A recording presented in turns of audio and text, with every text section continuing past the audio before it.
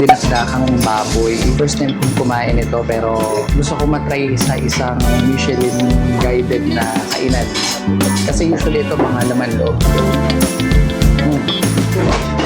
Andun yung taba. Juicy rin yung taba niya, pero hindi malansa. Very distinct yung lasa ng baboy kasi medyo sour siya. Flavorful yung laman niya. Isang tiko pa lang, walang lansa. Tapos hindi nakunat yung laman loob niya.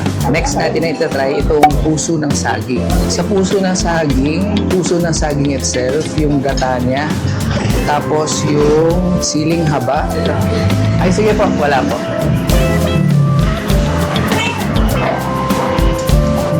Malasa siya actually Alam mo yung gata niya is very creamy. Kahit ang sahog lang niya is yung puso ng saging.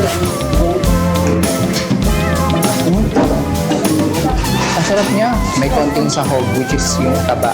Pero very creamy nung gata niya.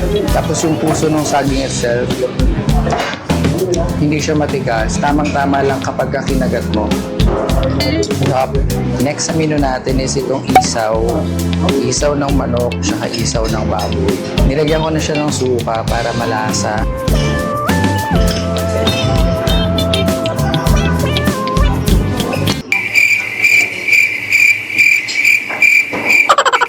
Hindi siya crunchy, pero medyo makunat ng konti.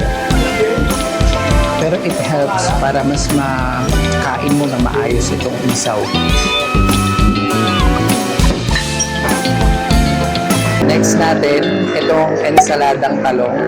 Curious ako Sabi ko parang ito yung option nila sa pantanggal ng suya na pagkain. Merong talong, kamatis, onions, tapos meron tayong carrots.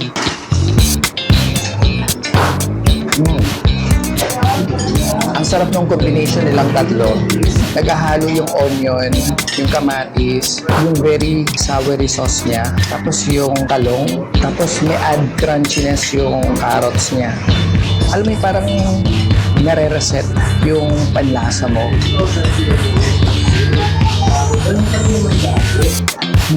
Masarap.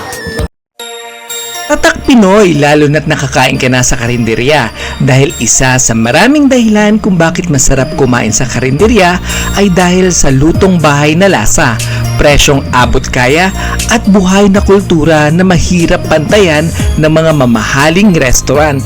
Ito ang tunay na lasa ng pagkaing Pilipino na gawa sa puso at nakasanayan na ng ating panlasa.